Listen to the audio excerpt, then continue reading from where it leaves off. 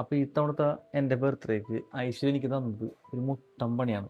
മുട്ടൻ പണി എന്ന് വെച്ചിട്ടുണ്ടെങ്കിൽ ഒന്നോർത്താൽ അത് നല്ലതാണ്, പിന്നെ വേറൊന്നോർത്തിട്ടുണ്ടെങ്കിൽ എൻ്റെ പ്രൈവസിനെ അത് വല്ലാതെ ബാധിക്കുകയാണ്. വേറൊന്നുമല്ല, കാരണം ഒരു ഒട്ടുമിക്കവരും ഇപ്പോൾ ചെറുപ്പക്കാരുടെയൊക്കെ ലൈഫ് എന്ന് വെച്ചിട്ടുണ്ടെങ്കിൽ നമ്മൾ വിചാരിക്കുന്ന പോലെ ഒന്നുമല്ല. ഇപ്പോൾ എൻ്റെ ലൈഫ് എന്ന് വെച്ചിട്ടുണ്ടെങ്കിൽ ശരിക്കും പറഞ്ഞാൽ എൻ്റെ ലൈഫ് സ്റ്റൈൽ എന്ന് പറയുന്നത് നല്ല രീതിയിലല്ല പോയിക്കൊണ്ടിരിക്കുന്നത്. അപ്പോൾ ഞാൻ മെയിനായിട്ട് പറഞ്ഞ കാര്യം വേറൊന്നുമല്ല, എനിക്കൊരു മിക്ക ബർത്ത്ഡേക്കും അവൾ എന്തെങ്കിലുമൊക്കെ ആയിട്ടൊരു ഗിഫ്റ്റ് തരുന്നതാണ്. പക്ഷേ ഈ ഇത്തവണത്തെ ബർത്ത്ഡേക്ക് അവൾ എനിക്ക് ഓരോന്നൊക്കെ ഇങ്ങനെ അത് മേടിക്കട്ടെ ഇത് മേടിക്കട്ടെ എന്നൊക്കെ പറഞ്ഞു കഴിഞ്ഞപ്പോൾ ഞാൻ പറഞ്ഞു വേണ്ട, അങ്ങനെ ഒഴിഞ്ഞു മാറി പോയിക്കൊണ്ടിരിക്കുന്നു. അങ്ങനെ ബർത്ത്ഡേയുടെ ദിവസം അവളുടെ അടുത്ത് പറഞ്ഞാൽ നമുക്കൊന്ന് ബ്ലഡ് ടെസ്റ്റ് ചെയ്യാൻ വേണ്ടി പോകാമെന്ന് പറഞ്ഞു.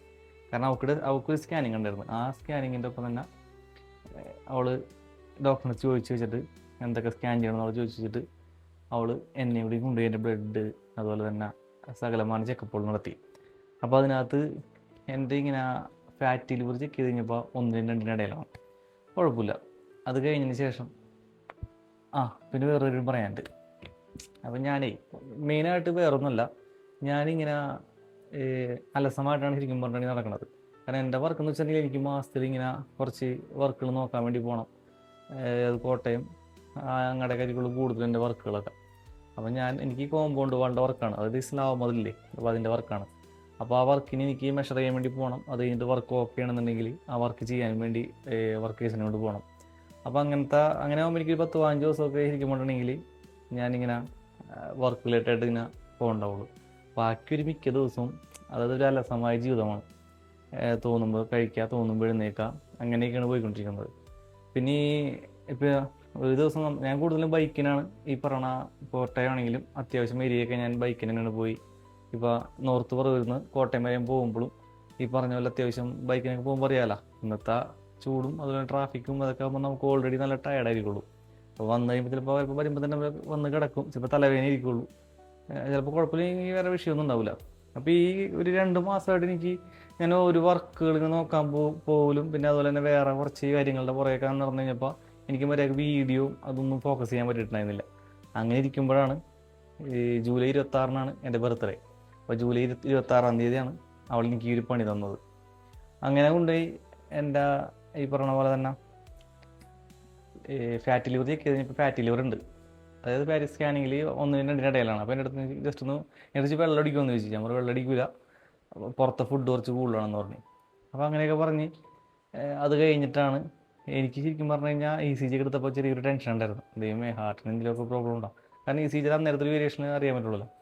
പിന്നെ ഇവിടെ എനിക്ക് എപ്പോഴും ഞാൻ ഇങ്ങനെ രാത്രിയൊക്കെ TV ഒക്കെ കണ്ടിരിക്കുമ്പോൾ എന്തെങ്കിലുമൊക്കെ വറുത്തത് എന്തെങ്കിലുമൊക്കെ തിന്നുകൊണ്ടിരിക്കും, സ്നാക്സ് എന്തെങ്കിലുമൊക്കെ എടുത്ത് തിന്നുകൊണ്ടിരിക്കും ഞാൻ. അപ്പോൾ എനിക്ക് കൂടുതലും മധുരമുള്ളതാണ് ഇഷ്ടമുള്ളതാണ് ഇവളുടെ വിചാരം. കൂടുതൽ ശരിക്കും പറഞ്ഞാൽ എനിക്ക് എരിവുള്ളതാണ് ഇഷ്ടം. പക്ഷെ എന്നാലും അവൾ ഈ കല്യാണം കഴിഞ്ഞിട്ട് കൂടുതലും കാണുന്നത് ഇങ്ങനെ മധുരമുള്ളത് എന്തെങ്കിലുമൊക്കെ കഴിക്കുന്നതാണ്. അപ്പോൾ അങ്ങനെ അവൾ വിചാരിച്ചിരുന്നത് വെച്ചിട്ടുണ്ടെങ്കിൽ എനിക്ക് എന്തായാലും ഷുഗർ ഉണ്ടാവും. അപ്പോൾ ഷുഗർ ഉറപ്പാണെന്ന് പറഞ്ഞിട്ടാണ് സുജൂതെ ചെക്ക് ചെയ്യാനൊക്കെ പോയി വന്നിട്ട് ഷുഗർ ഉണ്ടെങ്കിൽ പിന്നെ മോൻ മധുരം, അതായത് ചായ ഒഴിവാക്കുമെന്ന് പറയണേ. കാലത്ത് ഞാൻ കട്ടൻ ചായ കുടിക്കുന്നത്, എനിക്ക് അത്യാവശ്യം മധുരമൊക്കെ ഇട്ട് കുടിക്കണത് ഇഷ്ടം, അത് ഒഴിവാക്കും എന്നാണ് അവൾ പറഞ്ഞത്. അപ്പോൾ ഓക്കെ, ഞാൻ വിചാരിച്ച് ഷുഗർ എനിക്ക് ഇതിക്ക് മുമ്പും ഇങ്ങനെ പല സമയം നോക്കിയിട്ടൊന്നും ഉണ്ടായില്ല. അങ്ങനെയല്ല, ഇങ്ങനെ റാണ്ടമായിട്ട് നമ്മുടെ ഇവിടെയൊക്കെ വരുന്ന ചിക്കൻ വരില്ല. അപ്പോൾ അങ്ങനെ ഞാൻ ബ്ലഡ് ഡൊണേറ്റ് ചെയ്യാനൊക്കെ പോകുമ്പോഴേ അപ്പോൾ അങ്ങനെ കുറച്ച് ഇതിലൊക്കെ വേറെ എനിക്കത് കുഴപ്പമില്ല. പ്രഷർ എനിക്ക് ഓൾറെഡി ചെറുപ്പം മുതലുള്ളതാണ്. അപ്പോൾ പ്രഷർ ഓൾറെഡി ചെറുതായിട്ടുണ്ട്, ചെറിയ വേരിയേഷൻ എന്ന് പറഞ്ഞാൽ. ഇതെല്ലാം കഴിഞ്ഞ് കൊളസ്ട്രോളോട് നടന്നപ്പോഴാണ് കൊളസ്ട്രോൾ അത്യാവശ്യം നല്ല രീതിയിലുണ്ട്. അതായത് കൊളസ്ട്രോൾ എന്ന് പറയുന്നതാണ് എനിക്ക് ഏറ്റവും ഒരു വില്ലനായിട്ട് മാറിയിരിക്കുന്നത്. അപ്പോൾ ഈ കാണാവുന്നൊരു ലിസ്റ്റാണ് എനിക്ക് മരുന്ന് കിട്ടിയേക്കുന്നത്. അത് ബർത്ത്ഡേ ആയിട്ട് എനിക്ക് കിട്ടിയത് ഇങ്ങനത്തെ ഒരു സമ്മാനമാണ്. അതിനകത്ത് തന്നെ എൻ്റെ കൊളസ്ട്രോൾ എന്ന് പറയണമെങ്കിൽ നോർമൽ കൊളസ്ട്രോൾ എന്ന് വെച്ചിട്ടുണ്ടെങ്കിൽ 288 നോക്കട്ടാ. നോർമൽ കൊളസ്ട്രോൾ എന്ന് പറയുന്നത് 281 കണ്ടില്ലേ, വട്ടം വെച്ചിട്ടാണല്ലോ ഡോക്ടർ. അതേപോലെ തന്നെ LDL 188. പിന്നെ വേറെ ട്രൈഗ്ലിസറൈഡ് എനിക്ക് 177. അപ്പോൾ അതൊന്നും വലിയ കുഴപ്പമില്ലാന്ന് പറഞ്ഞു. കാരണം അറ്റാക്ക് വന്നത് ആ ഒരു ഇതാണല്ലോ. അപ്പോൾ അങ്ങനെയൊക്കെ പറഞ്ഞ് ഡോക്ടർ എല്ലാം പറഞ്ഞു കഴിഞ്ഞിട്ട് എൻ്റെ അടുത്ത് പറഞ്ഞ് കൊളസ്ട്രോൾ 281, അത് തന്നെ LDL 178, 188 ആയിരിക്കുന്ന സമയത്ത് ഞാൻ എന്തായാലും മരുന്ന് എഴുതും, അങ്ങനെയാണ് ഇങ്ങനെയാണെന്നൊക്കെ എൻ്റെ ഡോക്ടർ പറഞ്ഞു. അപ്പോൾ ഞാൻ ഡോക്ടറിൻ്റെ അടുത്ത് പറഞ്ഞു, ഡോക്ടറെ ഞാൻ ഒരു മാസത്തെ എൻ്റെ ഒരു വർക്കൗട്ട് കഴിഞ്ഞിട്ട് ഞാൻ വരാം, അപ്പോൾ നമുക്ക് ചെക്ക് ചെയ്തിട്ട് മരുന്ന് ചെയ്തപ്പോൾ വരുമെന്ന് ചോദിച്ചു. അപ്പോൾ ഡോക്ടറിൻ്റെ അടുത്ത് പറഞ്ഞു, അതെ ഞാൻ എന്തായാലും ഒരു 5 ദിവസത്തേക്ക് മരുന്ന് എഴുതും, അത് കഴിച്ച് കഴിഞ്ഞിട്ട് നമുക്ക് ബാക്കി നോക്കാമെന്നാണ് പറഞ്ഞത്. കാരണം വേറൊന്നുമല്ല, ഡോക്ടറെ അടുത്ത് പറയുകയും ചെയ്ത് ഇങ്ങനെ, അതായത് എനിക്കൊരു കുറ്റബോധം വേണ്ട നാളാന്നാണ് പറഞ്ഞത്. അപ്പം അങ്ങനെയൊക്കെ പറഞ്ഞപ്പോൾ ഐശ്വര്യം എന്തെങ്കിലും പേടിച്ചു ചെയ്യും, ചെറുതായിട്ട് ഞാനും. അതല്ല, ഞാൻ പേടിച്ചൊന്നുമില്ല, ഞാൻ ഇതുവരെയായിട്ട് ഇങ്ങനെ ചെക്ക് ചെയ്യാനൊന്നും പോയിട്ടില്ല, ഒരു കാര്യത്തിൽ ഞാൻ ഇങ്ങനെ പോയിട്ടൊന്നുമില്ല. എനിക്ക് വരട്ടെ എന്നുള്ള മൈൻഡിലാണ് പോയിക്കൊണ്ടിരുന്നത്. പക്ഷേ എല്ലാവരും പറഞ്ഞു കേട്ടിട്ടുണ്ട്, ഇപ്പം നമ്മുടെ ചേട്ടന്മാരൊക്കെ ഇങ്ങനെ പറഞ്ഞു കേട്ടിട്ടുണ്ട്, കല്യാണം കഴിഞ്ഞ് കഴിയുമ്പോൾ നമുക്കിങ്ങനെ പല ചിന്തകളൊക്കെ വരും, പലതും ഒഴിഞ്ഞു മാറും, പലത് നമുക്കിങ്ങനെ വേണമെന്ന് തോന്നും, പലത് വേണ്ടാന്ന് തോന്നും എന്നൊക്കെ ഉള്ളത് ശരിയാണ് ശരിക്കും പറഞ്ഞിട്ടുണ്ടെങ്കിൽ. അപ്പോൾ അതെനിക്ക് മനസ്സിലായത് ഈ ഒരു ടെസ്റ്റിനും, അതായത് ഡോക്ടർ ഇത്രയും മരുന്നൊക്കെ എഴുതി ഇതിനെക്കുറിച്ചൊക്കെ ഒന്ന് വിശകലനം ചെയ്ത് ഇത് മൊത്തം ഞാൻ ചെക്ക് ചെയ്ത ഓരോ കാര്യങ്ങളൊക്കെ ഉണ്ടോ, സ്കാനിൻ്റെ റിസൾട്ടും അതേപോലെ തന്നെ തൈറോയിഡും അങ്ങനെ ഓരോന്നോരും ചെക്ക് ചെയ്തതിൻ്റെ എൻ്റെ റിസൾട്ടാണ് ഈ കാണുന്നത്. ശരിക്കും പറഞ്ഞിട്ടുണ്ടെങ്കിൽ എനിക്ക് ഒരു 8ൻ്റെ പണിയാണ് തന്നിരിക്കുന്നത്. കാരണം എനിക്ക് അത്യാവശ്യം ബീഫൊക്കെ കഴിക്കണം നല്ല ഇഷ്ടമാണ്. അതുപോലെ തന്നെ ഞാൻ പുറത്ത് പോകുമ്പോൾ അത്യാവശ്യം നന്നായിട്ട് എനിക്ക് വറുത്തൊക്കെ കഴിക്കാൻ നല്ല ഇഷ്ടമാണ്. അപ്പോൾ ഇപ്പോൾ കുറച്ചൊന്ന് കൺട്രോൾ ചെയ്യാൻ വേണ്ടി പറഞ്ഞിട്ടുണ്ട്. അപ്പോൾ അങ്ങനെ നോക്കുമ്പോൾ എനിക്കത് ചെറിയൊരു പണിയാണ്. കാരണം വേറെ ഒന്നുമല്ല, എനിക്ക് കുറച്ചൊക്കെ കൺട്രോൾ ചെയ്യണം. ഇത് ചെക്ക് ചെയ്തില്ലെങ്കിൽ നമുക്ക് ഈ പറഞ്ഞ പോലെ വേറെ വിഷയങ്ങളൊന്നുമില്ല, നമുക്ക് ഇങ്ങനെ ഒന്നും ഇതിനെക്കുറിച്ചുള്ള ചിന്തയൊന്നുമില്ല. പക്ഷെ ഇപ്പോൾ ചെക്ക് ചെയ്ത് കഴിഞ്ഞപ്പോൾ നമുക്ക് വീട്ടിൽ ഇവരൊന്നും ഉണ്ടാക്കി തരുമൊന്നുമില്ല, അതാണ് ഏറ്റവും വലിയ കാര്യം. അതുപോലെ തന്നെ ഈ നമ്മൾ പുറത്തിറങ്ങി നമ്മൾ ഓരോരുത്തരടുത്ത് സംസാരിക്കുമ്പോഴാണ് നമ്മുടെ കൂട്ടുകാരന്മാരെന്നെ പറയണത് അവർക്കും ഇങ്ങനെയൊക്കെ തന്നെയാണ്, ഓരോന്ന് അത് കൂടുതലാണ് ഇത് കൂടുതലാണ് അങ്ങനെയാണ് ഇങ്ങനെയാണെന്നൊക്കെ പറഞ്ഞിട്ടുണ്ട്. അപ്പോൾ എൻ്റെ അച്ഛനിങ്ങനെ അറ്റാക്ക് വന്ന് മരിച്ചതിൻ്റെ പുറത്ത് എനിക്ക് ചെറിയ പേടിയുള്ളത് വെച്ചിട്ടുണ്ടെങ്കിൽ, അതായത് നമ്മുടെ ജനറ്റിക്കായിട്ട് ഇങ്ങനെ വരുമല്ല എന്നുള്ളതൊക്കെ എനിക്ക് പേടിയുള്ളത്. കാരണം എൻ്റെ ലൈഫ് സ്റ്റൈൽ അങ്ങനെ എൻ്റെ പേരിലാണ്. പിന്നെ മെയിനായിട്ടും ഐശ്വര്യനെ കുറ്റം പറയാൻ പറ്റില്ല. മുമ്പ് ഒരുപാട് ഇങ്ങനെ ഓടിക്കളിച്ച്, അതായത് നമ്മളിങ്ങനെ ഒരു സ്ഥലത്തേക്ക് നടക്കാനൊക്കെ പോകുമ്പോഴും ഇങ്ങനെ അണപ്പൊന്നും ഉണ്ടായിരുന്നില്ല. പക്ഷെ ഇത് കഴിഞ്ഞ് എനിക്കിങ്ങനെ സംസാരിക്കുമ്പോൾ എന്തെങ്കിലും കിതപ്പൊരും അതായത് സംസാരിക്കുമ്പോൾ തന്നെ ഒരു ശ്വാസം എടുക്കാൻ ഒരു ബുദ്ധിമുട്ട്, അതുപോലെ തന്നെ 2 സ്റ്റെപ്പ് വീട്ടിലെ സ്റ്റെപ്പ് കയറുമ്പോൾ കുറച്ച് ബുദ്ധിമുട്ട്.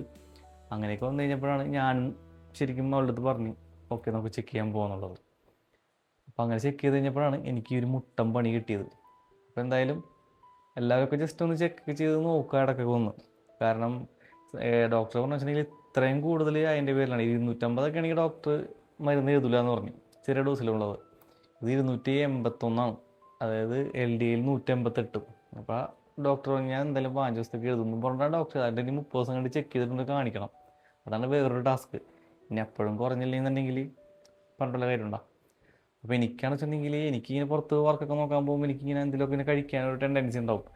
കാരണം നമ്മൾ എന്തായാലും പോയി, അപ്പോൾ ഇങ്ങനെ ഓരോ നമുക്ക് പരിചയമുള്ള കുറച്ച് കടകളുണ്ടല്ലോ, നമ്മൾ ഇത്രയും വർഷമായിട്ട് നമ്മൾ ചില ഏരിയയിലൊക്കെ വരുമ്പോൾ, കോട്ടയത്ത് ചില ഏരിയയൊക്കെ വരുമ്പോൾ നമുക്ക് ഇഷ്ടപ്പെട്ട ചില സ്പോട്ടുകളൊക്കെ ഉണ്ട്. അതുപോലെ തന്നെ അപ്പോൾ നമുക്കതൊക്കെ അവിടെ കാണുമ്പോൾ നമുക്ക് ചിലതൊക്കെ കഴിക്കാൻ തോന്നും. അപ്പോൾ അങ്ങനത്തെ ഒരു മൈൻഡിലാണ് പോയിക്കൊണ്ടിരിക്കുന്നത്. അപ്പോൾ ഞാൻ മെയിനായിട്ട് പറഞ്ഞാൽ വേറെ ഒന്നല്ല, എനിക്ക് അവൾ ഈ ഒരു ബർത്ത്ഡേക്ക് തന്ന മെയിൻ പണി എന്ന് പറയുന്നത് ഈ ഒരു സംഭവമാണ്. എനിക്ക് ഇപ്പോൾ ഫുഡിൽ കൺട്രോൾ ചെയ്യണം, അങ്ങനെ ഇങ്ങനെ വർക്കൗട്ട് ചെയ്യണം, നമ്മുടെ മനസ്സിനോട് തന്നെ നമ്മൾ പറയണം നമുക്ക് ഇങ്ങനെയൊക്കെ ചെയ്യണം എന്നൊക്കെ ഉള്ളത്. പേടിച്ച് കഴിഞ്ഞൊരു നടക്കുമൊന്നുമില്ല എന്നുള്ളത് എനിക്കറിയാം, എന്നാലും ഞാൻ പറഞ്ഞുള്ളൂ. അപ്പോൾ ഈ കുറച്ചാളായിട്ട് കുറച്ചൊരു ഇങ്ങനെയൊക്കെയാണ് പോയിക്കൊണ്ടിരുന്നത്. അപ്പോൾ ഇനി അതായത് ഒരു അലസമായ രീതിയിലാണ് എൻ്റെ ലൈഫ് പോയിക്കൊണ്ടിരുന്നത്. ഇനി കുറച്ചും ഒരു ഓർഡർ കൊണ്ടുവരാൻ നോക്കണം, കുറച്ചൊന്ന് കൺട്രോൾ ചെയ്യണം, അങ്ങനെയൊക്കെ ഉള്ളതാണ് നമ്മുടെ ഒരു മൈൻഡ്. അപ്പോൾ എന്തായാലും ഇനി കുറച്ച് വീഡിയോസിൽ കുറച്ച് കോൺസെൻട്രേറ്റ് ചെയ്യണം. ഇത്ര നാളായിട്ട് 2 മാസമായിട്ട് ഞാൻ നല്ലൊരു വീഡിയോ പോലും ഒരു നല്ലൊരു കണ്ടൻറ്റ് പോലും എനിക്ക് ചെയ്യാൻ പറ്റിയിട്ടില്ല. ഞാൻ വേറെ കുറേ കാര്യങ്ങളുടെ പുറകെയായിരുന്നു. അപ്പോൾ കുറച്ച് കണ്ടൻറ്റൊക്കെ ഇങ്ങനെ എഴുതി വെച്ച് ഇങ്ങനെ ചെയ്യണം എന്നുള്ളൊരു പ്ലാനിങ്ങിൽ നിൽക്കുകയാണ്. അപ്പോൾ എന്തായാലും അടുത്ത് തന്നെ നല്ലൊരു കണ്ടൻറ്റായിട്ട് വരും. അപ്പോൾ എന്തായാലും എല്ലാവരും കാണുക, സപ്പോർട്ട് ചെയ്യുക. അപ്പോൾ ഓക്കെ ബൈ. ഇപ്പോൾ ഈ പറഞ്ഞതാണ്ടാ എനിക്ക് 8ൻ്റെ പണി.